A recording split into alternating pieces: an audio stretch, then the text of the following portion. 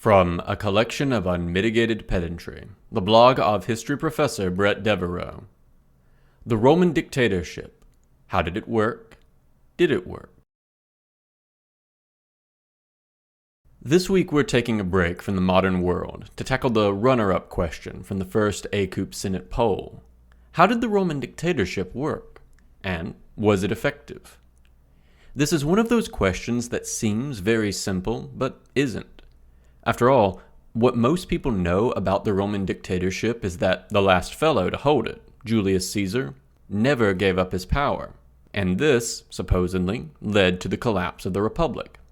Though, in fact, the Republic was already essentially dead, and had been for several years when Caesar had himself proclaimed Dictator Perpetuo, an office he held for all of 2 months. Of course, the matter is more complicated, because the Roman dictatorship was an institution which endured for centuries, not an institution which collapsed the very first time it was offered to an ambitious man. So how did it work? And why did it stop working? As always, if you like what you are reading here, please share it. If you really like it, you can support me on Patreon. Members at the Patria Matre Conscripti level get to vote on the topics for post-series like this one. And if you want updates whenever a new post appears, you can click below for email updates or follow me on Twitter at Bret for updates as to new posts, as well as my occasional ancient history, foreign policy, or military history musings. 2. Institutions. The first important clarification we need to make is that there are, in a sense, 2 Roman dictatorships. Between 501 and 202 BC, the Romans appointed, roughly, note 1. We have a pretty complete list of these, but there are a few years where we're not quite certain who was dictator, which creates some uncertainty about the number of repeats. End of note 1. 70 different men as dictator for about 85 times. Some dictators served more than once, through a regular customary process. Then, between 201 and 83 BC, a period of 118 years, the Romans appoint no dictators. The office dies out. Then, from 82 to 79 and from 49 to 44, 2 dictators are appointed, decidedly not in keeping with the old customary process, but taking the old customary name of dictator, and exercising a level of power not traditionally associated with the older dictatorships. It is effectively a new office, wearing the name of an old office. The nearest equivalent to this I can think of would be if Olaf Scholz suddenly announced that he was reviving the position of Deutscher Kaiser, German emperor, for himself, except without the legal structure of that title, for example, the Prussian crown acting as the permanent president of a federation of monarchs, or the constitutional limits it used to have. We would, rightly, regard that as a new office, using the title of an old one. This point is often missed in teaching Roman history, because Roman history is very long, and so gets very compressed in a classroom environment. Even in a college course focused entirely on the history of Rome, the gap between the end of the old dictatorship and the start of the new one might just be a couple of weeks. So, it is easy for students to accept the new dictators as direct continuations of the old ones, unless the instructor goes out of their way to stress the century-long discontinuity. This is of course all the more true if the treatment is in a broader European history or Western Civ course, or in a high school world history course, which might be able to give the Roman Republic as a whole only a week of class time, if even that much. In that kind of compressed space, everything gets mushed together, which in turn leads to a popular view of the Roman dictatorship that this office was always a time bomb, ready to inevitably go off as soon as it fell into the hands of someone suitably ambitious, because the differences and chronological gap between the old customary dictatorship and the new irregular one are blurred out of vision by the speed of the treatment. Just as a side note, this is generally a problem with the Roman Republic. Popular treatments of how the Republic worked, much less pop culture representations of it, are almost always badly flawed. We'll come back to this in coming weeks with a bit of a discussion of the recent tactics RPG game Expeditions Rome, though Foreign Policy subscribers can read a review of it I wrote for them now. The opening minutes, for instance, of the Crash Course video on the Romans is a series of clear errors, one after another, in describing how the Republic functioned as a matter of law and practice. Note 2. My non-exhaustive list. Senate is a body of legislatures. Wrong. The Senate does not legislate, and indeed cannot in the Republic. I literally make my students chant with me, "The Senate has no formal powers," to drive this home. Chosen from a group of elite families. No, the Senate was a body of former elected magistrates. This did tend to be from elite families, of course, in the same way, and for much the same reasons, as our elected magistrates tend to be so. Rome was divided into two broad classes. The patrician-plebeian distinction is not a class divide, and also is functionally meaningless politically post-287. Importing the conflicts of 494 to 287 into the events of 133-31 is one of the frustratingly common errors in teaching Roman history. Each year, the Senate would choose two consuls. No. Consuls are elected by the popular assembly, the Comitia Centuriata. The people elect their offices. The Senate merely advises the elected. Once you had served as consul, you were forbidden to serve again. Restriction added only in the 2nd century, and then almost immediately ignored. Multiple lawful consulships in quick succession, but not consecutive, were not uncommon early in the Republic.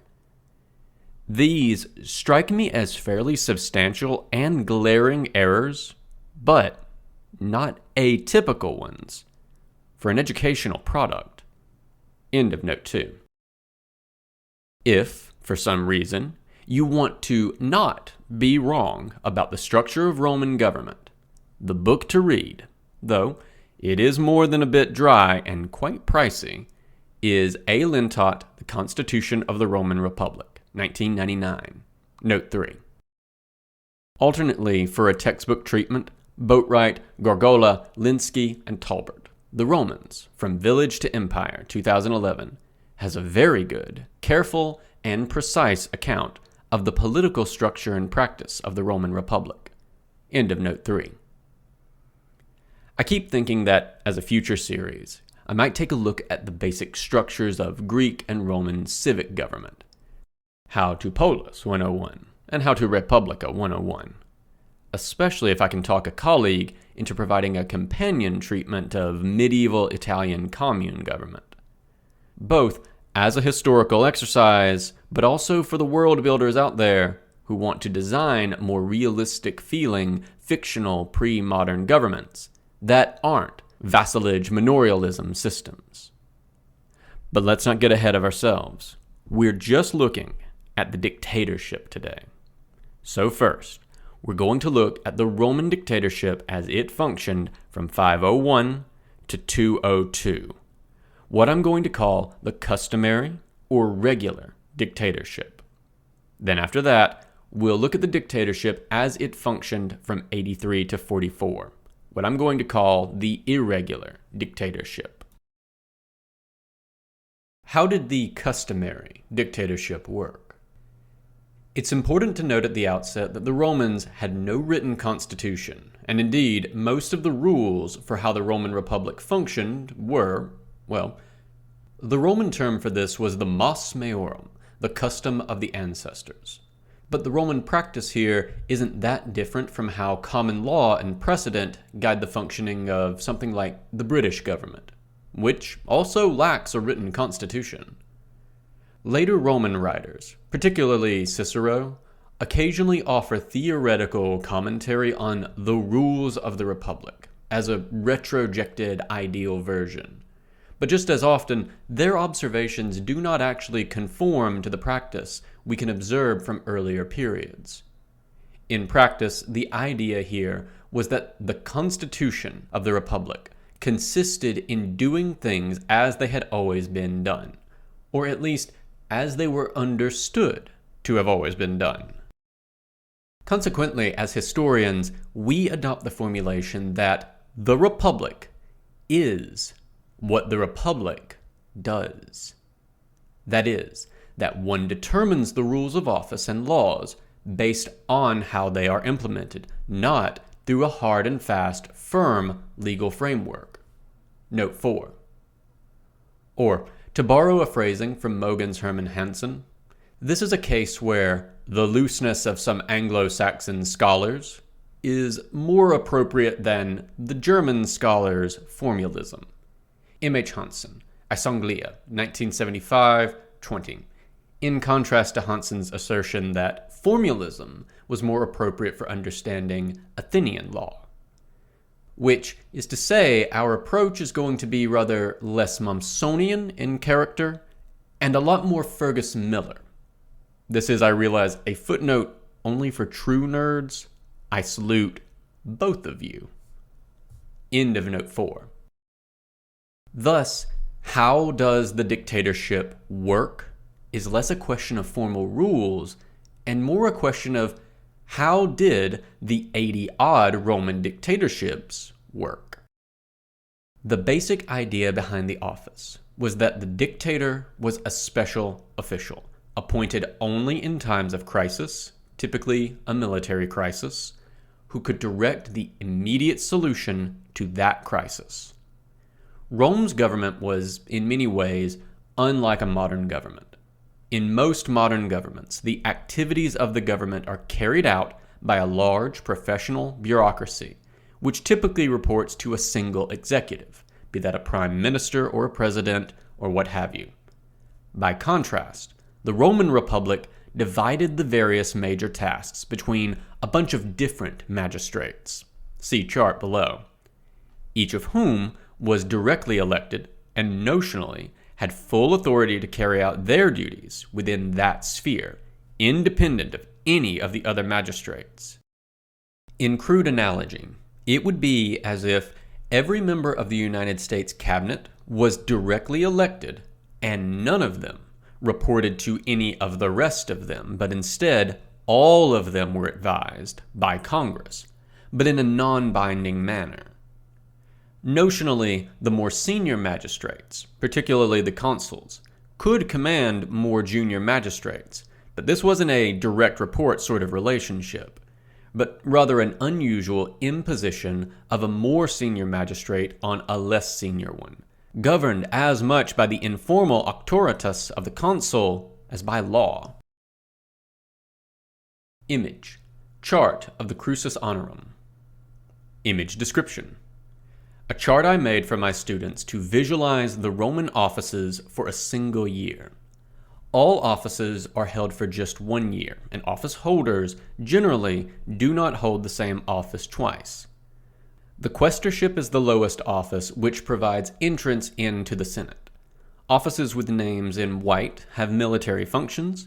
Offices with the background color in red hold imperium. End of image description. In that context, you can see the value, when rapid action was required, of consolidating the direction of a given crisis into a single individual.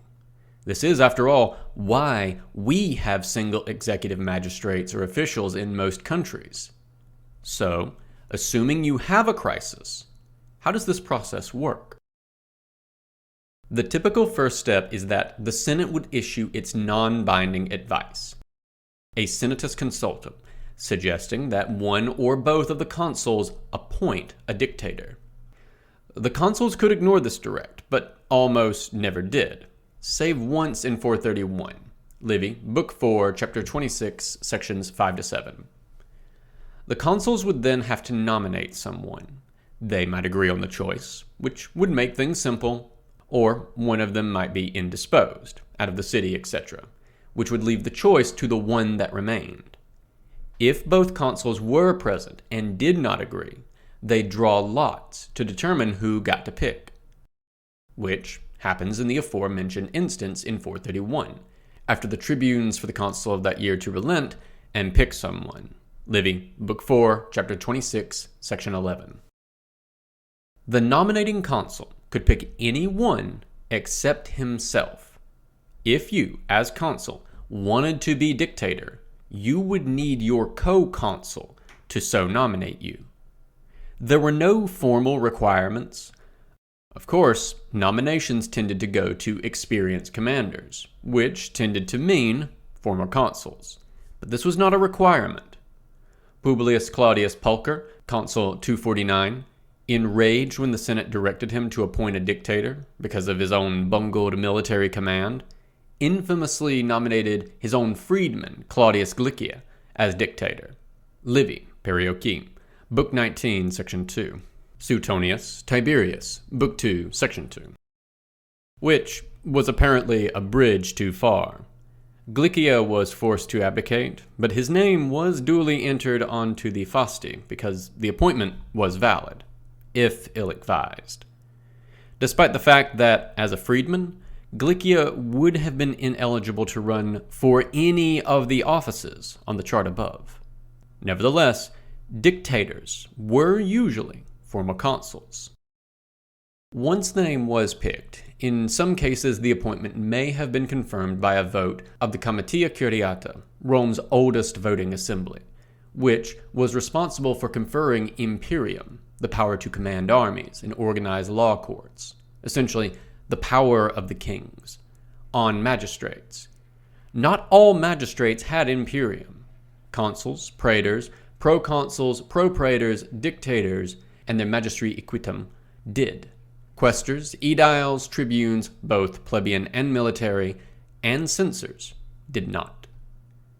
We do not know of any instance where the Comitia Curiata put the kibosh on the appointment of a dictator, so this step was little more than a rubber stamp, and may have been entirely optional. Lintot, Original Citation 101, Note 75. But it may have also reflected the notion that all imperium had to be conferred by the people through a voting assembly.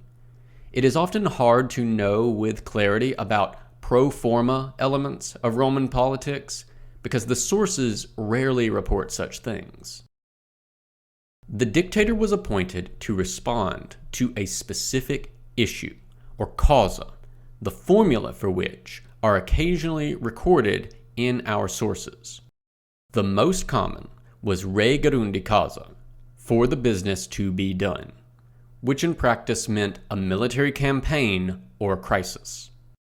In cases where the consuls were absent out on campaign, a dictator might also be nominated comitiorum habendorum causa, for having an assembly, that is, to preside over elections for the next year's consuls, so that neither of the current consuls had to rush back to the city to do it.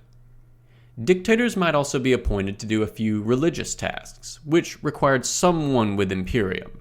Note 5.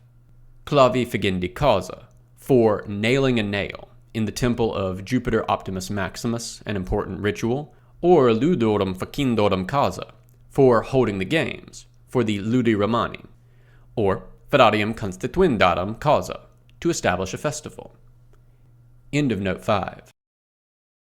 Less commonly, but still significantly, a dictator might be appointed seditione sedeni causa, to quell sedition.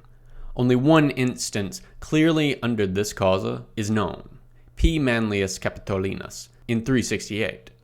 But several other instances, for instance, L. Quinctius Cincinnatus in 439, also dealt with internal matters.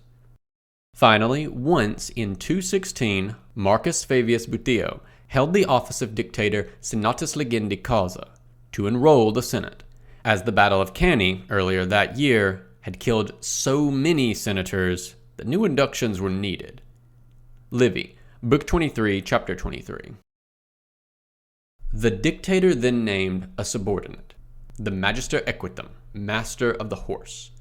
The Magister Equitum was a lieutenant, not a colleague, but interestingly, once selected by a dictator, could not be unselected or removed, though his office ended when the dictator laid down his powers. We should note Marcus Minucius Magister Equitum for Q. Fabius Maximus in 217 as an exception. His selection was forced by the people via a law, and his powers were later made equal to Fabius's powers.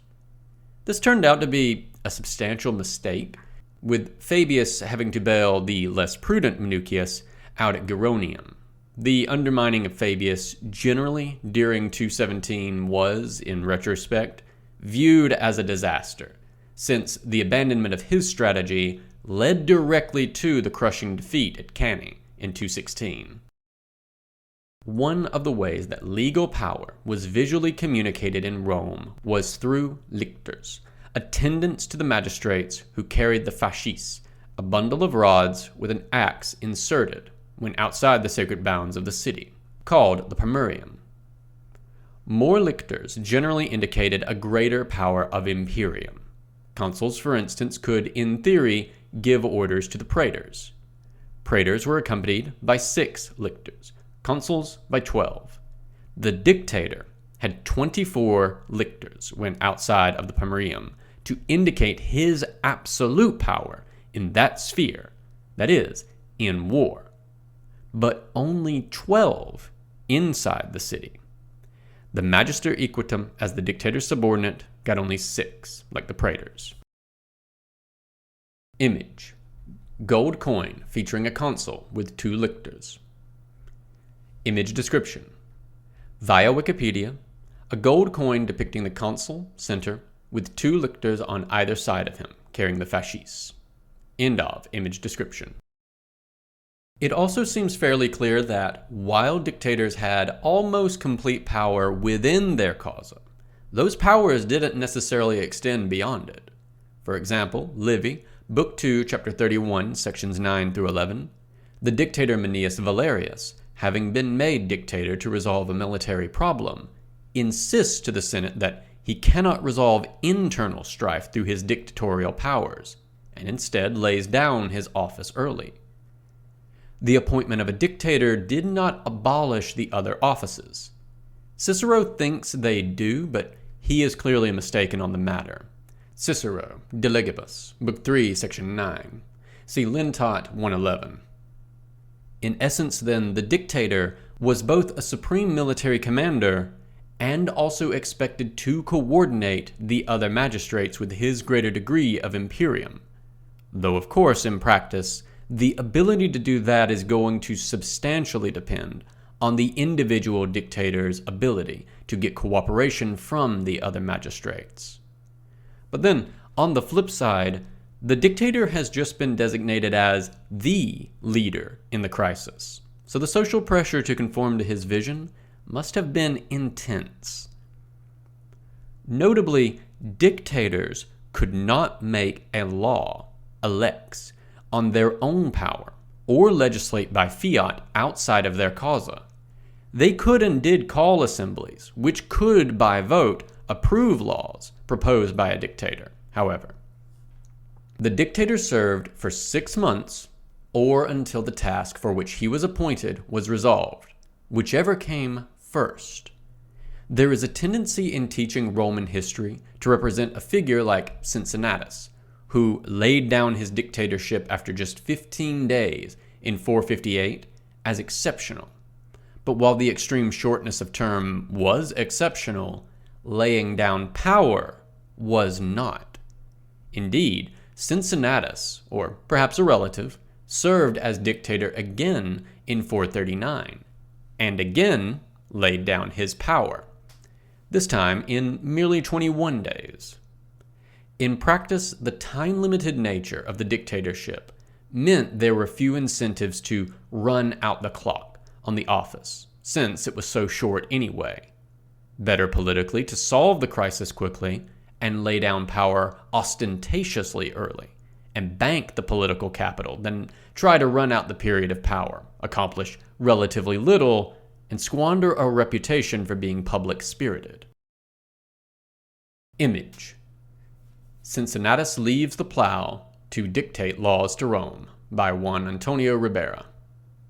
Image description. Via Wikipedia, Cincinnatus leaves the plow to dictate laws to Rome, 1806, by Juan Antonio Ribera. Cincinnatus became a commanding figure in Roman literature, the exemplar of the Mos Maiorum. But if anything, his status as a symbol for the Enlightenment was even greater. It is also hard not to read this painting as a not-so-veiled critique of Napoleon, who had been consul of France in 1804 when he proclaimed himself Emperor of the French. End of image description. Did the customary dictatorship work? Yes, frankly. Of the roughly 85 dictatorships in the customary period from 501 to 202, 0% of them seized control of the state, led or participated in a major violent insurrection. For comparison, 2 out of the United States' 46 presidents have encouraged or been involved in efforts to overthrow the government. John Tyler in his post-presidency, and Donald Trump from November 3rd, 2020 to present. A 4.3% rate of presidential sedition. How could an office with such extensive powers be so apparently stable? Dictators under the customary system simply lacked the tools necessary to overthrow the state, even if they wanted to. As noted, all of the other magistrates remained in office, and while they were notionally subordinate to the dictator, they didn't need to be cooperative, and surely wouldn't be if a dictator announced he was staying on after the end of his term. Dictators couldn't legislate on their own, and so couldn't alter the constitutional structure of the republic itself. Moreover, one key magistracy, that of the tribunes of the plebs, remained distinctly outside of the dictator's power, and by the 3rd century were equipped with a range of highly disruptive powers and a mandate to protect the interest of the Roman people, which would justify them blocking a dictator's efforts to seize power. The dictator's command of the army was likewise not an effective tool to dominate the state. The Roman army of the early and middle republics was a citizen militia, so the dictator would need to convince the Roman voting assemblies to abolish themselves. Moreover, with a mere 6-month command, no dictator was likely to remain in command of his army long enough to foster the kind of ironclad loyalty he would need to then direct that army against the rest of the state.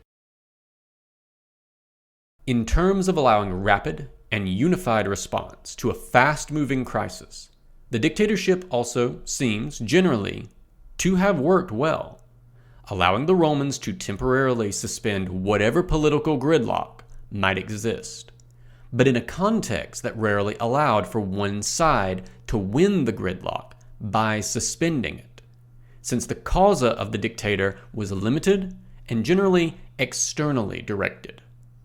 In cases where a dictator was appointed to deal with internal dissent, they often still had to compromise in the face of popular discontent because they lacked the tools to coerce the political system.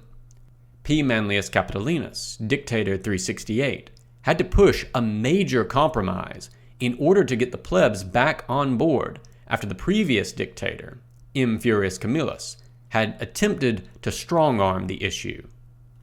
On the flip side, Manius Valerius, Dictator 494, being appointed dictator in 494, to deal with the military crisis and a successio plebis, defeated the external enemy, and then suggested the Senate compromise internally, which it refused to do so. He simply resigned his dictatorship, to the acclaim of the people. While the powers of the dictator are often stated as being absolute or extreme, and were compared to the power of a consul, the customary dictatorship was essentially just a unitary executive, something that quite a lot of modern governments have. Customary Roman dictators were, if anything, less powerful than most modern prime ministers or the modern president of the United States. Like many ancient civic governments, the Roman Republic was constructed with a lot of worry about monarchy, and thus tended to keep its offices short in duration and institutionally weak. And the dictatorship was no exception. How did the irregular dictatorship work? And then the dictatorship sleeps for 119 years. The Romans don't appoint any dictators at all during the 2nd century, despite appointing on average one roughly every 4 years for the first 3 centuries of the Republic. And then in 82, L. Cornelius Sulla Felix revives the dictatorship. Image: the Munich Sulla bust. Image description: via Wikipedia, the Munich Sulla, probably an Augustan-era bust of the dictator, now in the Glyptothek, Munich. End of image description. Now, precisely because we are now talking about the irregular dictatorship, there really is no way to lay out its features except to go through its uses. Fortunately, there aren't that many. In the spring of 83 BC, Sulla, who had been notionally serving in a proconsular command in the east to fight Mithridates, landed in Italy with his army. Rome had effectively come under the control of a military junta, initially led by Gaius Marius, consul 107-104-186, and after his death by L. Cornelius Cinna, Gn. Pebrius Carbo, and Gaius Marius the Younger, son of the former. Sulla openly fought the consuls of 83, Gaius Norbanus and L. Cornelius Scipio, pushing towards Rome. As the year shifted over into 82, Carbo and Marius the Younger had themselves elected consuls. Marius was killed in 82 during the siege of Praeneste. Carbo fled to Sicily after Sulla took Rome, where he'd eventually be captured and killed by Pompey in 81. Now, this posed a problem, constitutionally. There were always to be 2 consuls, and consular elections had to be presided over by a consul. But one consul was dead and the other fled. The customary solution to this problem was the appointment of an interrex, a 5-day-long office, which essentially only had the authority to hold elections for new consuls in the absence of consuls or an already appointed dictator. Prior to 82, the last confirmed interrex we know of was in 216, but there may have been another in 208. In either case, this also a long unused office. All the interrex is supposed to do is hold an assembly of the Commentia Centuriata, which can elect new consuls. They did not have any further authority. Sulla, sweeping into Rome, convened the Senate, and directed them to select an interrex. One wonders if this was the same meeting of the Senate Sulla convened within hearing distance of his soldiers, in the process of butchering 6,000 captured Romans who had sided against him, in case the Senate imagined they were being given a choice. Plutarch, Sulla, chapter 30, sections 1-3. In any event, the Senate selected Lucius Valerius Flaccus, its oldest member, Appian, The Civil Wars, Book 1, Section 98. On the assumption he would hold elections. Instead, Sulla directed him, with the obvious threat of violence, to instead convene the Comitia Centuriata, and instead of holding elections, propose a law, the Lex Valeria, to make Sulla dictator with the remit of Republici Constituendi Causa, for reforming the constitution of the Republic, an entirely new causa never used before. Of course, with Sulla's army butchering, literally, thousands of his political opponents, the assembly knew how they were to vote. This is, to be clear, a thing that customarily the interrex cannot do. This is also not customarily how dictators are selected. The appointment of a dictator had not been recommended by the Senate, and in any case has also chosen the wrong voting assembly, the Comitia Centuriata, instead of the Comitia Curiata. And also, the interrex doesn't have the authority to nominate a dictator or propose a law that nominates a dictator. You may begin to see why I see this as a new political innovation, and not a clear extrapolation from previous practice. None of this is how the customary dictatorship had ever worked. The law also gave Sulla a lot of powers, which was important, because most of these powers were not things that customarily a dictator could do. He could legislate by fiat without an assembly, something dictators could not do before. He was given the ability to alter the number of senators, as well as choose new senators and expel current senators. A dictator had once been named, Fabius Butilio, in 216, to enroll new senators, but had, according to Livy, openly noted he did not consider himself to have the authority to remove senators enrolled by the previous censors. Livy, Book 23, Section 23. Sulla rendered his authority immune to the acts of the tribunes, whereas that office had previously been the only office to exist outside of the dictator's authority. Finally, his appointment had no time limit set to it, whereas previously, all dictators had 6 months and no more. What Sulla has done here is used new legislation. Remember, Rome has no written constitution which could invalidate any new law, to create what was, in effect, an entirely new office, which shared neither an appointment procedure, term limit, nor set of authorities and powers with the previous version. Sulla then made a lot of very reactionary changes to the Roman Republic we need not get into here. Got himself elected consul in 80 and then resigned his dictatorship, after rather a lot longer than 6 months, making Sulla, by the traditional criteria, the worst dictator Rome had up until that point, though I doubt he saw it that way. And, after that, retired from public life. Sulla seems to have imagined the office he created out of thin air in 82 would be a thing sui generis, a unique office to him only, to that moment only, which was incredibly foolish. Because, of course, once you've created the precedent for that kind of office, you can't then legislate away your own example. And so, Caesar utilized the same procedure.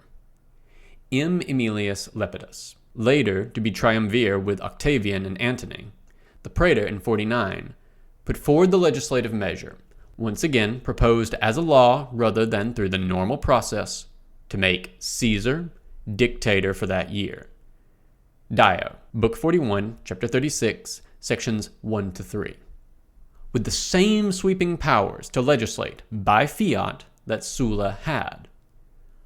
One of the first things Caesar did was openly threaten the tribunes with violence if they interfered with him.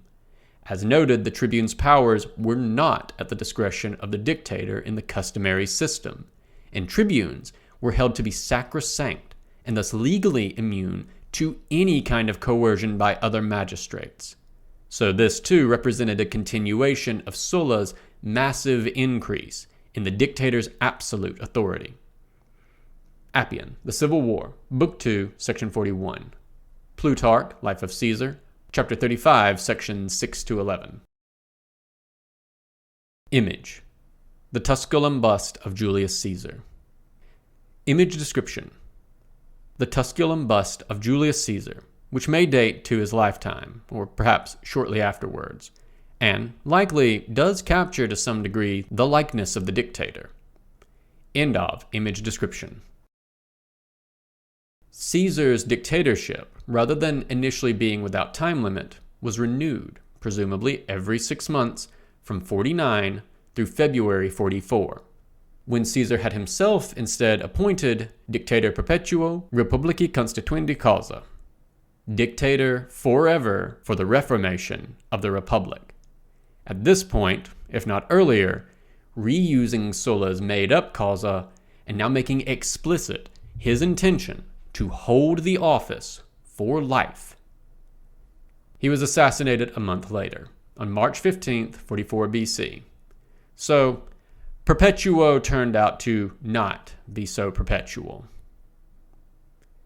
As an aside, Julius Caesar is sometimes given a rosy glow in modern teaching materials, in part because he got such a glow from the ancient sources. One could hardly do otherwise writing under the reign of his grandnephew, Augustus, who had him deified.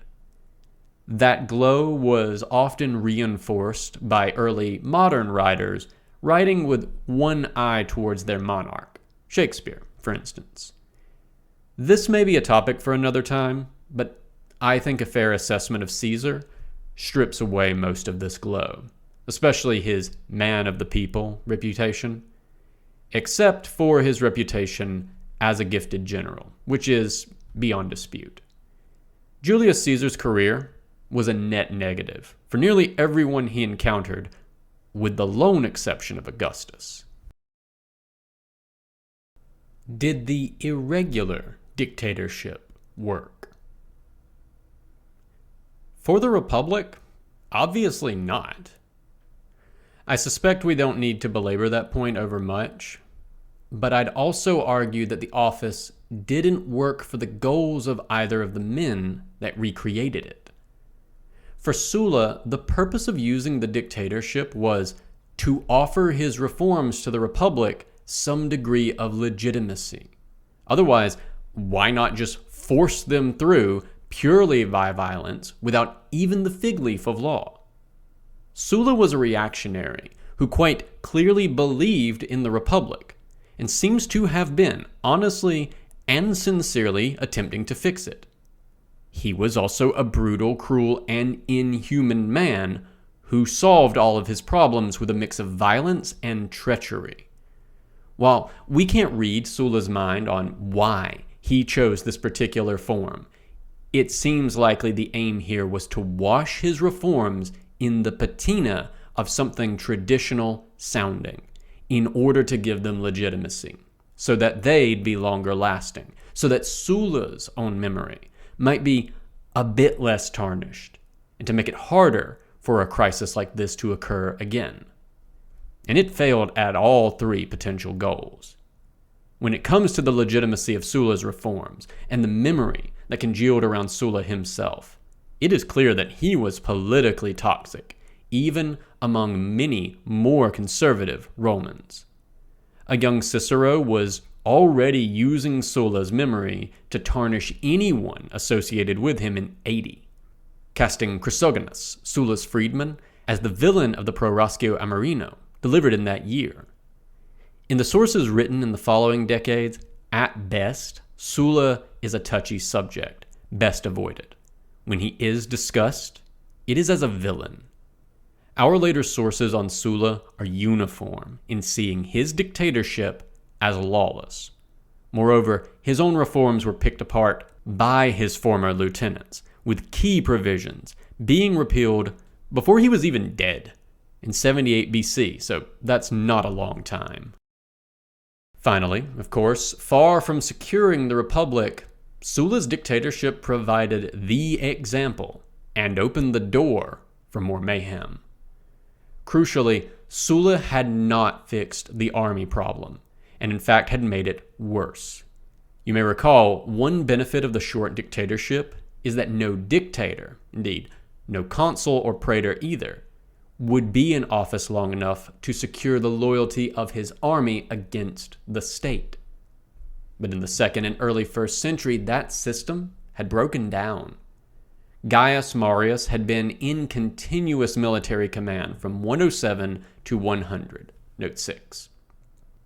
These longer commands, far more than the professionalization of the Roman army, which was at this point underway but far, far from complete, explain far more the loyalty of the armies in this period, especially since many armies in the early 1st century continued to be recruited from the propertied classes via the traditional draft system. End of note 6. Moreover, the expansion of Rome's territory demanded more military commands than there were offices, and so the Romans had begun selecting proconsuls and propraetors, along with the consuls and praetors, to fill those posts. Thus Sulla was, as a result of the social war in Italy, a legate in 90, a propraetor in 89, and consul in 88, and so had been in command for 3 consecutive years, albeit the first as a legate, when he decided to turn his army, which had just under his command besieged the rebel stronghold of Nola, against Rome in 88, precisely because his political enemies in Rome had revoked his proconsular command for 87, by roughing up the voters, to be clear. And then, Sulla has that same army under his command as a proconsul from 87 to 83, so by the time he marches on Rome the second time, with the intent to mass slaughter his enemies, his soldiers have had more than half a decade under his command to develop that ironclad loyalty. And of course, a confidence that if Sulla didn't win, their service to him might suddenly look like a crime against the Republic. Sulla actually made this problem worse, because one of the things he legislated by fiat as dictator was that the consuls were now to always stay in Italy, in theory to guard Rome, but guard it with what Sulla never seems to have considered. That, along with Sulla having butchered quite a lot of the actual experienced and talented military men in the Senate, left a Senate increasingly reliant on special commands, doled out to a handful of commanders for long periods, leading, through Pompey's unusual career, holding commands in more years than not between 76 and 62, to Julius Caesar being in unbroken command of a large army in Gaul from 58 to 50, by which point that army was sufficiently loyal that it could be turned against the Republic, which of course Caesar does in 49.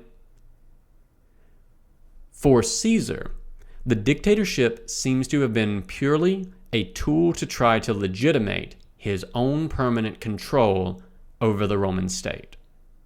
Caesar is, from 49 to 44, only in Rome for a few months at a time, and so it isn't surprising that at first he goes to the expedient of just having his appointment renewed. But it is remarkable that his move to dictator perpetuo comes immediately after the trial balloon of making Caesar a Hellenistic-style king, complete with a diadem, the clear visual marker of Hellenistic-style kingship, had failed badly and publicly. Plutarch, Life of Caesar, Book 61. Perhaps recognizing that so clearly foreign an institution would be a non-starter in Rome, unpopular even among the general populace who normally loved Caesar, he instead went for a more Roman-sounding institution, something with at least a pretense of tradition to it. Image. Chart of Caesar's location between 49 and 44. Image description. A chart I made for my students to illustrate just how little Julius Caesar is in Rome during his dictatorships. And if the goal was to provide himself with some legitimacy, the effort clearly, catastrophically backfired. The optics of the dictatorship were, at this point, awful. As noted, the only real example anyone had to work with was Sulla. And everyone hated Sulla. Many of Caesar's own senatorial supporters had probably been hoping, given Caesar's repeatedly renewed dictatorship, that he would eventually at least resign out of the office, as Sulla had done, allowing the machinery of the Republic, the elections, office holding, and the direction of the Senate to return. Declaring that he was dictator forever, rather than cementing his legitimacy, clearly galvanized the conspiracy to have him assassinated, which they did in just 2 months. It is striking that no one after Caesar, even in the chaotic power struggle that ensued. Note 7. More chaotic than you may think, actually.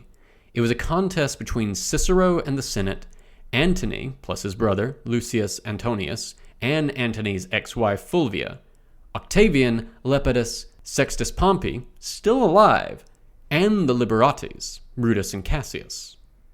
End of note 7. No one attempted to revive the dictatorship or use it as a model to institutionalize their power or employ its iconography or symbolism in any way. Instead, Antony, who had himself been Caesar's Magister Equitum, proposed and passed a law in 44, right after Caesar's death, to abolish the dictatorship, making it illegal to nominate a dictator or for any Roman to accept the office on pain of death. Appian, The Civil War, Book 3, Section 25, Dio, Book 44, Chapter 51, Section 2. By all accounts, the law was broadly popular. As a legitimacy-building tool, the dictatorship had been worse than useless. So, what might we offer as a final verdict on the dictatorship? As a short-term crisis office used during the early and middle republic, a tool appropriate to a small state that had highly fragmented power in its institutions to maintain internal stability, the dictatorship was very successful, though that very success made it increasingly less necessary and important as Rome's power grew. The customary dictatorship withered away in part because of that success. A Mediterranean-spanning empire had no need of emergency officials when its military crises occurred at great distance and could generally be resolved by just sending a new regular commander with a larger army. By contrast, the irregular dictatorship was a complete failure, both for the men that held it and for the republic it destroyed. The real problem wasn't the office of dictator, but the apparatus that surrounded it. The short duration of military commands, the effectiveness and depth of the Roman aristocracy, crucially undermined by Sulla and Marius, and, less discussed here, but still crucial in understanding the collapse of the Republic, the willingness of the Roman elite to compromise in order to maintain social cohesion. Without those guardrails, the dictatorship became dangerous. But without them, any office becomes dangerous. Sulla and Caesar, after all, both marched on Rome not as dictators, but as consuls and proconsuls.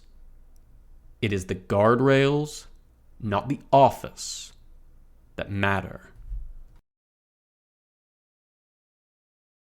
This has been a recording from a collection of unmitigated pedantry, the blog of history professor Bret.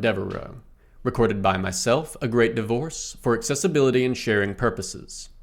If you enjoyed this content and wish to engage with it or support Bret, please check the description for links to the original post on his blog, his Twitter, and his Patreon. I highly encourage you to share, support, and engage with his works on any and all platforms if you are so inclined. If you wish to support me, please do remember to like, share, and subscribe to this or any other content here that you enjoy. Thank you so much for listening.